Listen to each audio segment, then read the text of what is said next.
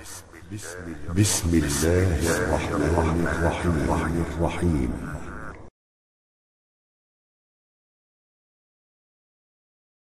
Assalamualaikum warahmatullahi wabarakatuh.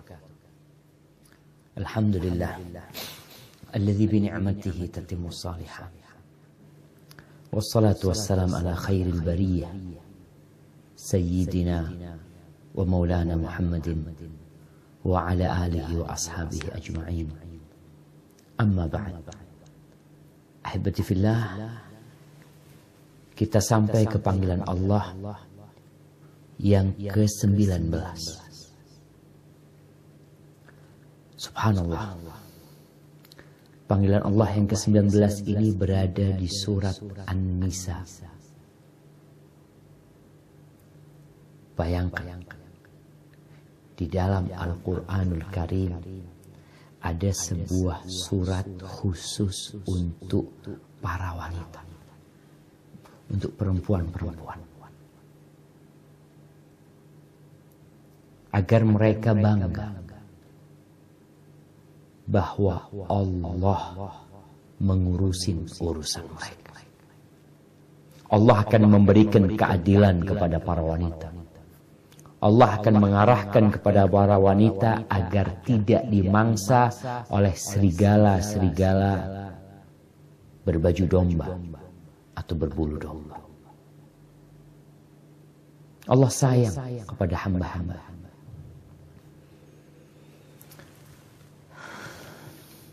Ada di ayat ke-19 di surat An-Nisa. Sebelum Anda bacakan ayat ini, ada sebab turunnya ayat ini. Kita tahu masyarakat jahiliyah, mereka kurang menghargai wanita. Bukan hanya di Arab, di berbagai penjuru dunia. Bacalah bagaimana wanita di Yunani, bagaimana wanita di Romawi, di Persia, di India, di Cina. Baca tentang bagaimana kehidupan mereka.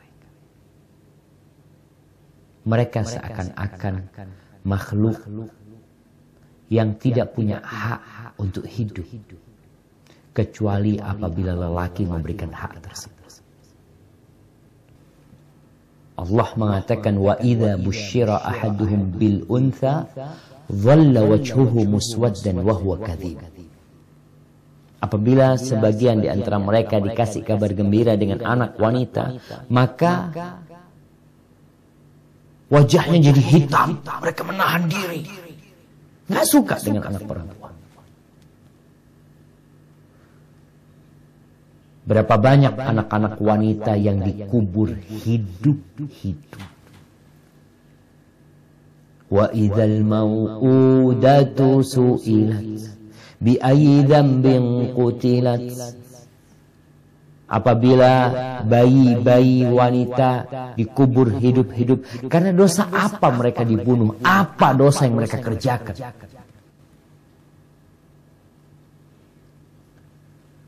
Subhanallah. Ketika mereka besar pun, mereka dieksploitasi. Maka sebab turunnya ayat ke-9 dari surat An-Nisa ini disebutkan dalam riwayat Imam Bukhari dari Abdullah bin Abbas radhiyallahu anhu. Beliau berkata, kanu idza matar rajulu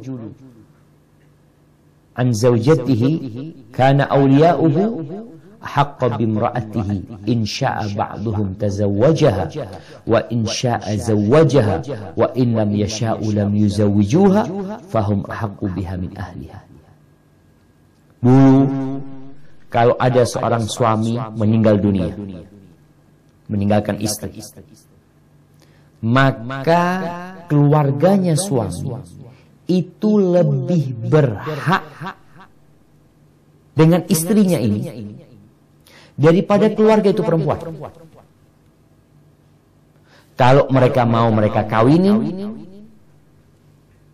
itu istri kakaknya, istri abangnya, Kalau mereka mau, mereka kawinkan, terus maharnya dia ambil.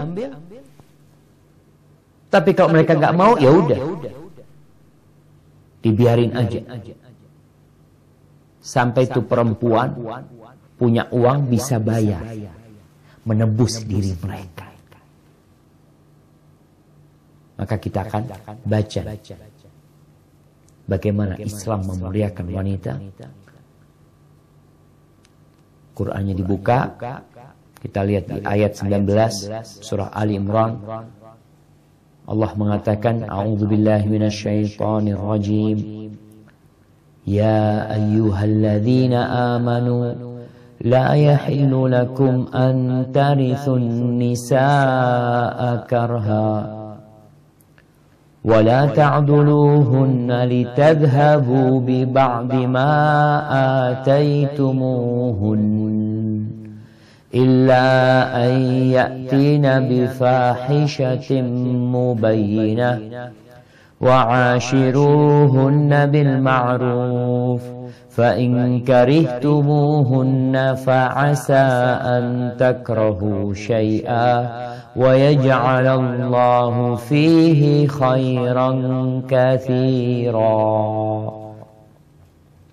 Yang artinya, wahai orang-orang beriman, tidak halal bagi kamu mewarisi perempuan dengan jalan paksa. Dan janganlah kamu menyusahkan mereka karena hendak mengambil kembali sebagian dari apa yang telah kamu berikan kepadanya, kecuali apabila mereka melakukan perbuatan keji yang nyata. Dan bergaulah dengan mereka menurut cara yang patut.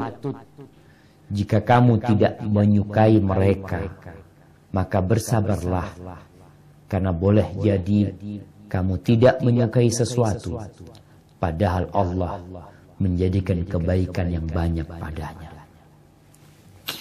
Subhanallah. Setelah turun ayat ini, mulai itu perempuan jadi punya hak waris. Dulu warisan nggak dapat, malah mereka diwarisin. Dulu warisan mereka nggak dapat. Perempuan itu diwarisin oleh keluarganya. Mau diapain terserah mereka. Setelah itu istri dapat berapa? Kalau suaminya nggak punya anak, maka dapat 1/4. Masya Allah.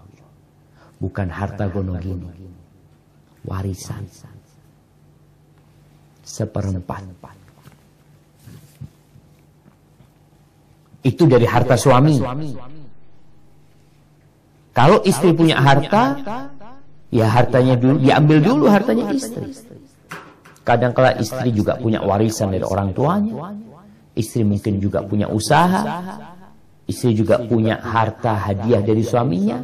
Ketika suami meninggal dunia dalam Islam, dipisahkan dulu mana hartanya suami, mana hartanya istri. Bukan harta gonokini, bukan. Memang miliknya istri. Setelah itu diambilkan 1/4 dari hartanya suami yang sudah meninggal. Kemudian, sebagaimana Allah mengharamkan mewarisi wanita, juga diharamkan perempuan ini ditahan, disakiti, diganggu. Suami tidak mau menceraikannya. Suami menuntut istrinya yang gugat cerai agar istrinya bayar. Karena kita tahu khulu itu perempuan membayar, mengeluarkan sesuatu dari maharnya, mengembalikan maharnya full atau apa yang diminta sesuai dengan kesepakatan di antara suami istri. Dilarang kalau ada laki-laki yang menyakitin istrinya, mengganggu istrinya, mendolimin istrinya dengan harapan istrinya yang gugat cerai sehingga istrinya yang akan bayar.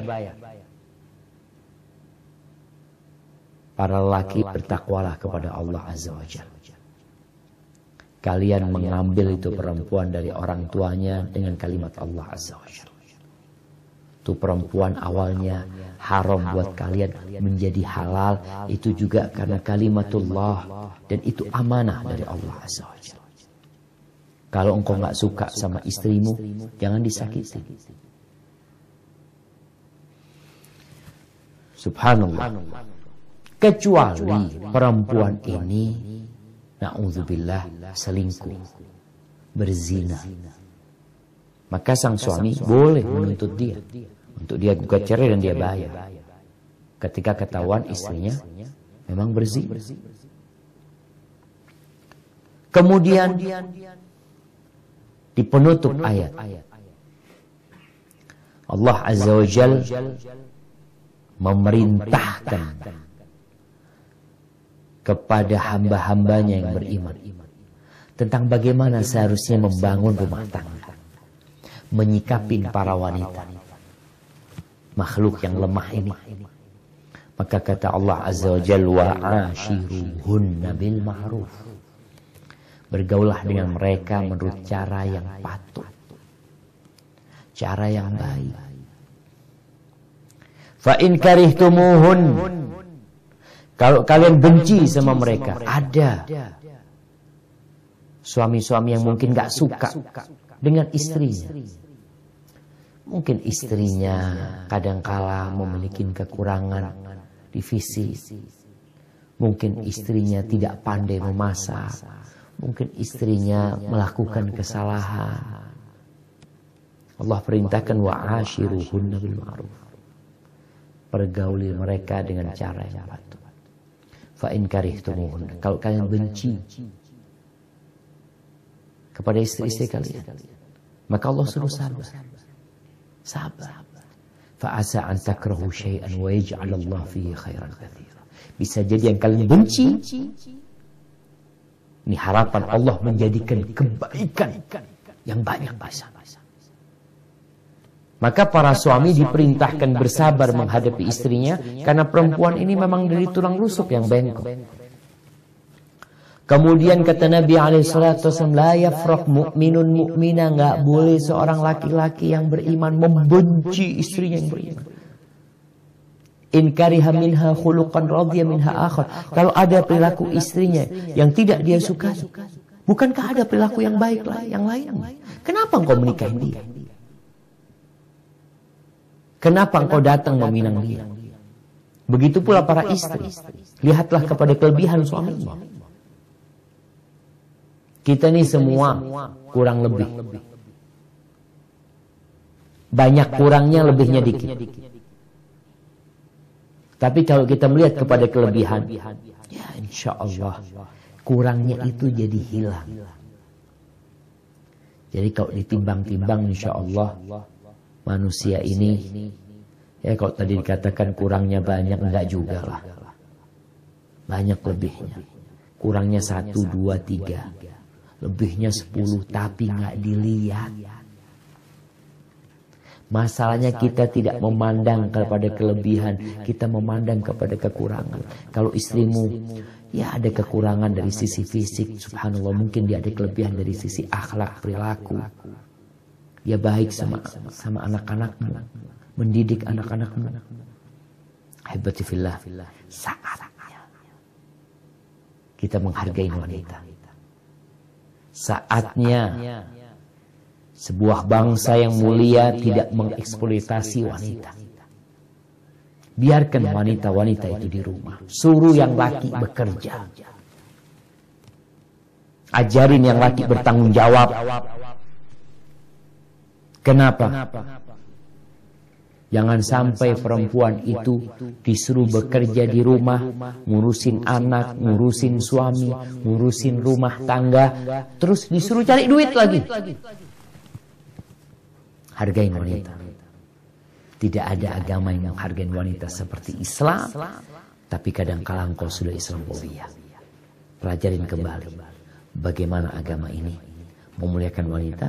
Salah satunya di ayat 19 di surat An-Nisa.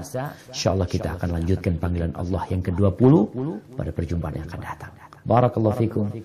Assalamualaikum warahmatullahi wabarakatuh.